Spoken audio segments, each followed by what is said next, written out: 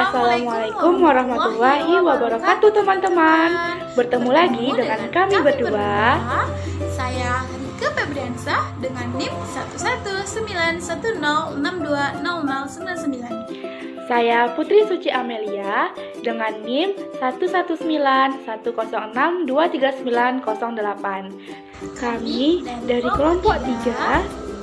Di sini kami membuat video pembelajaran untuk memenuhi tugas kelompok dari mata kuliah Sistem Informasi Akuntansi dengan dosen pengampu Ibu Salmia SPD MPDE. Baiklah, pada kesempatan kali ini kami akan membahas mengenai pemrosesan transaksi dan proses pengendalian internal dengan indikator-indikator. Yang pertama, pengendalian dan exposure. Yang kedua, kecurangan dan kejahatan kerah putih. Yang ketiga, tujuan pengendalian dan siklus transaksi. Sebelum teman-teman menyaksikan kelanjutan video dari kami, jangan lupa subscribe, like, comment, and share sebanyak-banyaknya agar video kami bermanfaat.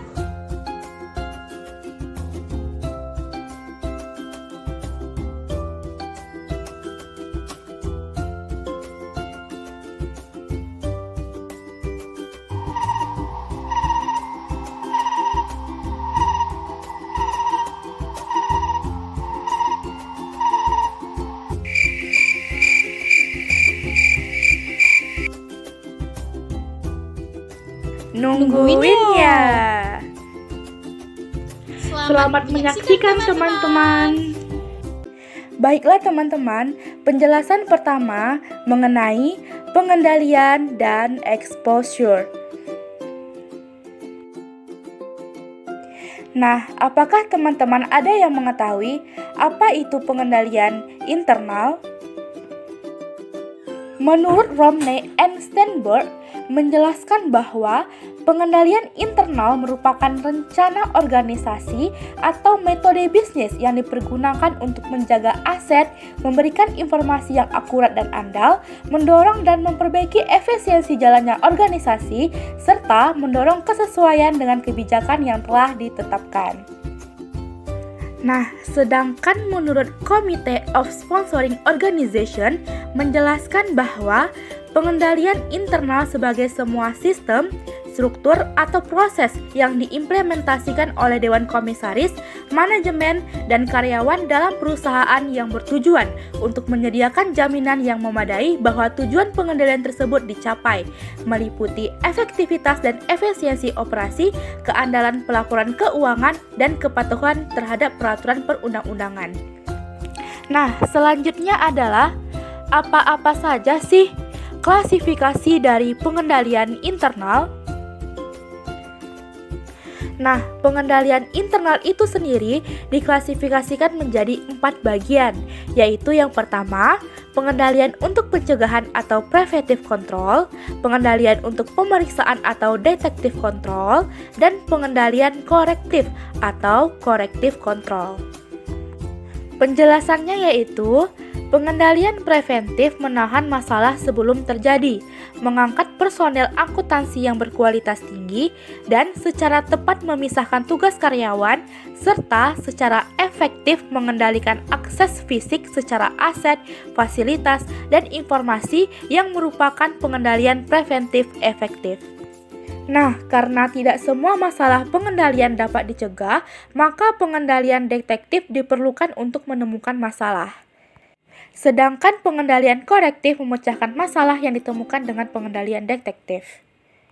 Nah, pengendalian yang kedua dari pengendalian internal adalah pengendalian umum dan pengendalian aplikasi. Penjelasannya yaitu, pengendalian umum dirancang untuk menjamin bahwa lingkungan pengendalian organisasi adalah stabil dan dikelola untuk menghasilkan efektivitas pengendalian aplikasi. Pengendalian aplikasi digunakan untuk mencegah, mendeteksi, dan mengoreksi kesalahan dan ketidakteraturan transaksi ketika diproses. Selanjutnya yaitu pengendalian yang ketiga dari pengendalian internal, yaitu pengendalian administrasi dan pengendalian akuntansi. Penjelasannya yaitu pengendalian administratif membantu, menjamin efisiensi operasional, dan kepatuhan pada kebijakan manajemen. Sebaliknya, pengendalian akuntansi membantu mengamankan aset dan menjamin catatan keuangan. Nah, klasifikasi yang terakhir dari pengendalian internal atau pengendalian yang keempat adalah pengendalian input, proses, dan output. Penjelasannya yaitu, pengendalian juga diklasifikasikan menurut di mana pengendalian tersebut diimplementasikan dalam siklus pengolahan data. Pengendalian input dirancang untuk menjamin bahwa hanya data yang akurat, valid, dan diwenangkan yang dimasukkan ke dalam sistem. Baiklah teman-teman, selanjutnya kita masuk ke materi selanjutnya yaitu mengenai exposure. Nah, tentunya timbul di pertanyaan kita semua. Apa sih yang dimaksud dengan exposure? Apa sih itu exposure? Exposure adalah risiko-risiko yang dihadapi suatu entitas dari operasi usahanya dan yang memiliki konsekuensi keuangan. Exposure merupakan objek yang rentan terhadap risiko dan berdampak pada kinerja perusahaan apabila risiko yang diprediksi benar-benar terjadi. Pengendalian dibutuhkan untuk mengurangi exposure terhadap risiko. Exposure mencakup potensi dampak finansial akibat suatu kejadian dikalikan dengan probabilitas terjadinya kejadian tersebut. Istilah risiko merupakan sinonim untuk istilah probabilitas terjadinya suatu kejadian. Oleh karena itu, exposure adalah risiko dikalikan dengan konsekuensi finansial atas risiko tersebut. Nah, teman-teman, terdapat 8 exposure umum di antaranya. Nah, yang pertama adalah biaya yang terlalu tinggi. Biaya yang terlalu tinggi mengurangi laba. Setiap pengeluaran yang dibuat oleh suatu organisasi berpotensial untuk menjadikan biaya terlalu tinggi. Hal ini dikarenakan harga yang dibayarkan untuk pembelian barang yang digunakan dalam organisasi bisa saja terlalu mahal. Yang kedua adalah pendapatan yang cacat. Hal ini terjadi karena biaya terutang tidak tertagih dan penjualan kredit terlalu banyak. Barang dagangan telah dikirim ke pelanggan tetapi tidak tercatat sehingga tidak ditagih. Perusahaan mengirim tagihan ke pelanggan dengan nilai yang lebih kecil dari seharusnya. Tagihan hilang atau salah catat sebagai piutang dagang. Yang ketiga adalah kerugian aktiva akibat kehilangan aktiva. Aktiva dapat hilang sebagai akibat pencurian, tindakan kekerasan, atau bencana alam. Kas, bahan baku, atau peralatan dapat rusak atau salah pendapatan. Hal ini bisa terjadi sebagai akibat dari kecerobohan karyawan atau tindakan tidak sengaja. Karyawan termasuk manajemen bisa saja tanpa dengan sengaja mengelola atau merusak kas, bahan baku, atau peralatan.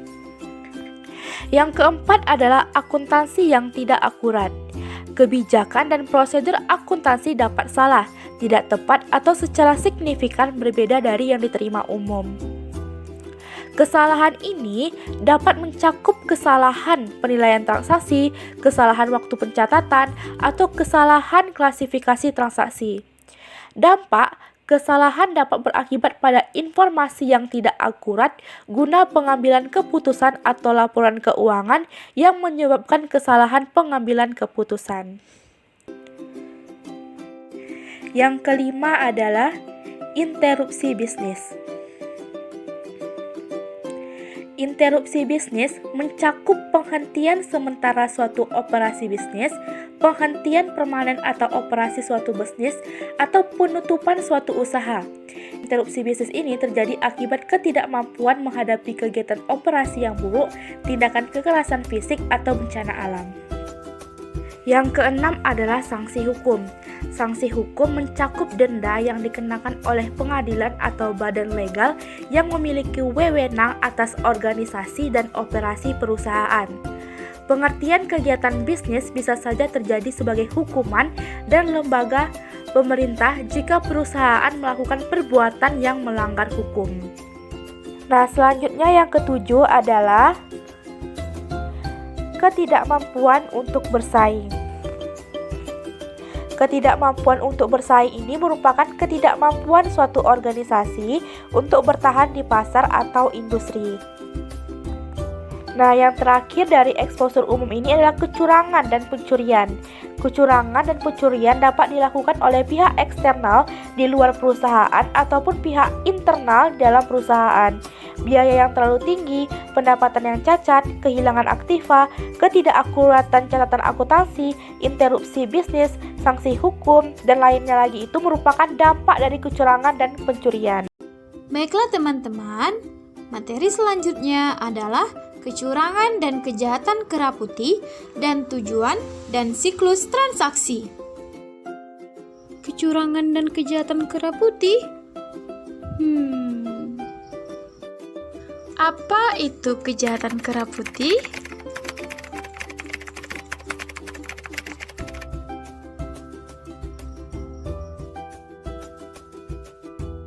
Kejahatan kera putih atau biasa disebut dengan white collar crime dikemukakan pertama kali oleh seorang kriminolog asal Amerika Serikat bernama Bapak Edwin Hardin Sutherland pada tahun 1939.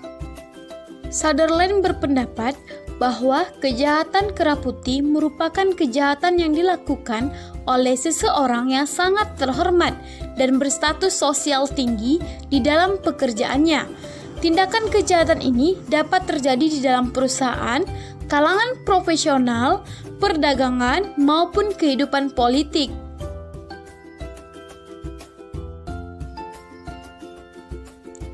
Kejahatan kera putih menggambarkan serangkaian aktivitas ilegal yang terjadi sebagai bagian dari pekerjaan pelaku kejahatan.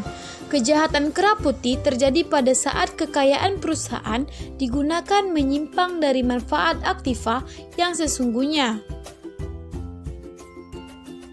Apa saja bentuk kejahatan kera putih? Pertama, kecurangan manajemen. Meliputi penyalahgunaan atau kesalahan interpretasi terhadap aset baik oleh karyawan atau pihak ketiga di luar perusahaan atau keduanya. Kedua, pelaporan keuangan yang menyesatkan. Tindakan sengaja atau tidak sengaja sebagai akibat niat hati atau kehilafan yang menyebabkan informasi dalam laporan keuangan secara material mengganggu pengambil keputusan. Ketiga, kejahatan korporat.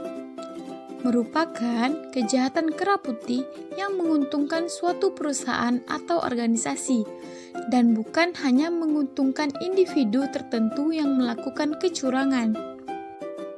Nah, selanjutnya, apa sih tujuan pengendalian itu, teman-teman? Ada yang tahu? Pengendalian berguna untuk mengurangi eksposur. Analisa eksposur dalam suatu organisasi sering berhubungan dengan konsep siklus transaksi. Sekalipun tidak ada dua organisasi yang benar-benar sama, pada umumnya organisasi menghadapi kejadian ekonomi yang serupa. Kejadian tersebut menghasilkan transaksi yang dapat dikelompokkan sesuai dengan 4 siklus aktivitas bisnis. Apa saja itu?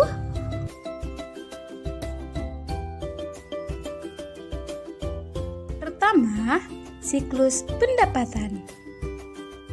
Kedua, siklus pengeluaran. Ketiga, siklus produksi. Keempat, siklus keuangan.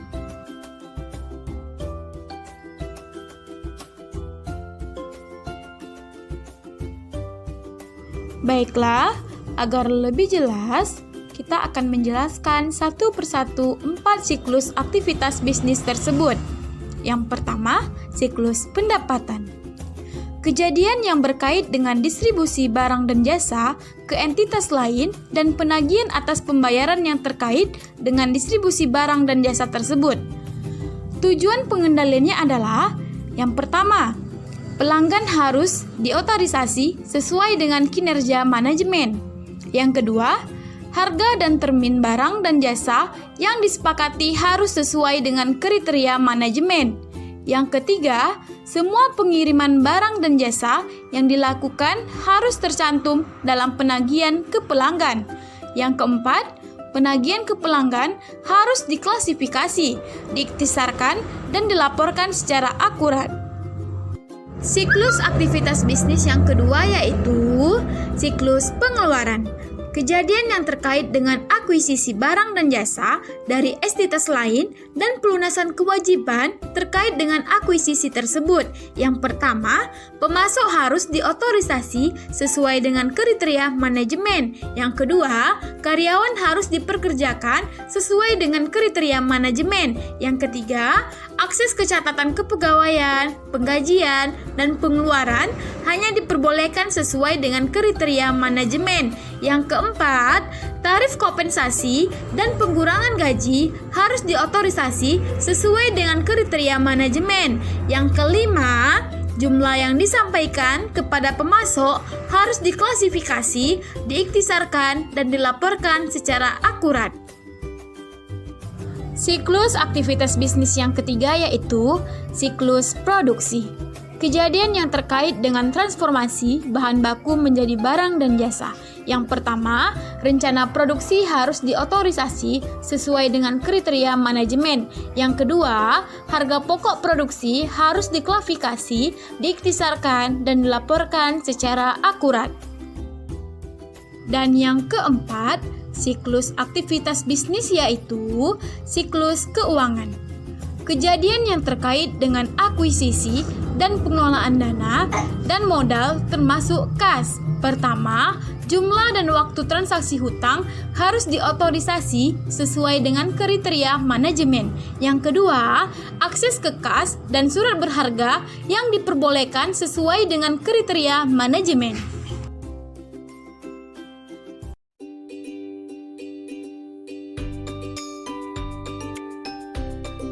Baiklah teman-teman, itulah penjelasan yang dapat kami sampaikan.